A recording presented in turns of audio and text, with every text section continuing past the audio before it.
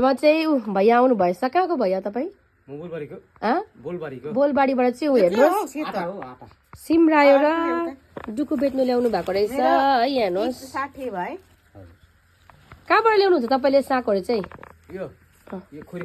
देउसी खेल्ने मान्छे पो त उता भाइरल भएको मान्छे पो त उता कहाँनिर भाइरल भएको थियो तपाईँ भैया चाहिँ एकदमै भाइरल हुनु भएको थियो अरे देउसी खेलेर हो अन्त उसले चाहिँ जहिले पनि ल्याउनुहुन्छ यसरी अर्ग्यानिक सब्जीहरू डुकुहरू सिमराहरू लिएर आउनु भएको छ यहाँनिर देखाउनु त भैया प्लास्टिक हटाउनु त हेर्नुहोस् यहाँनिर हो हरियो परियो खानु आँखा तेज पार्नु लु यहाँ भन्नु त माइजू हरियो परियो खानुहोस् आँखा तेज पार्नुहोस् अनि डुकु सिमरायो हो हामी चाहिँ खालि अर्ग्यानिक भयो तर उँधोको हो नि यो चाहिँ फेरि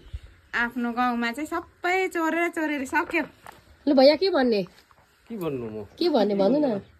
मेरो बिजनेस छ कोले मन पर्नुहुन्छ मलाई अर्डर गर्नु भन्नु न यहाँ ऊ चाहिँ के अरे देउसी चाहिँ मजाले भट्टाउँछ हो ऊ भाइरल भएको मान्छे हो उहाँ चाहिँ फलाङ्टिङ पनि लान्छ थ्याङ्क यू